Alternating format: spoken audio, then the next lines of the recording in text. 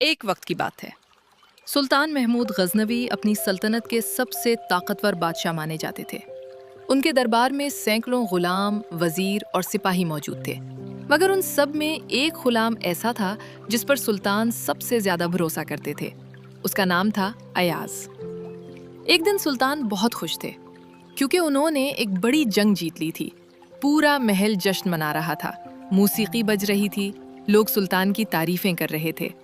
اسی دوران ایاز خاموشی سے سلطان کے قریب آیا اور ایک انگوٹھی پیش کی۔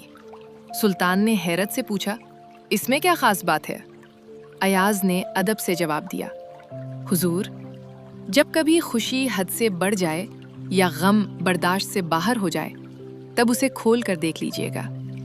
سلطان نے انگوٹھی پہن لی۔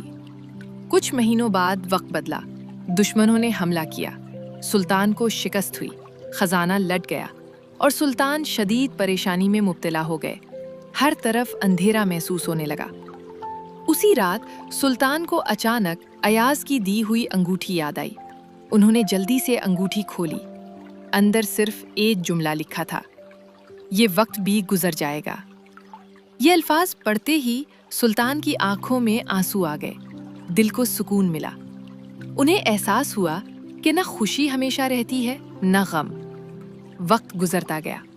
سلطان نے دوبارہ محنت کی، ہمت نہیں ہاری اور اپنی سلطنت واپس حاصل کر لی۔ اس دن سلطان نے ایاز سے کہا، تم نے مجھے دنیا کا سب سے بڑا سبق دیا ہے۔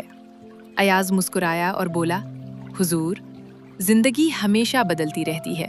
عقل مند وہی ہے جو ہر حال میں صبر اور شکر اختیار کرے۔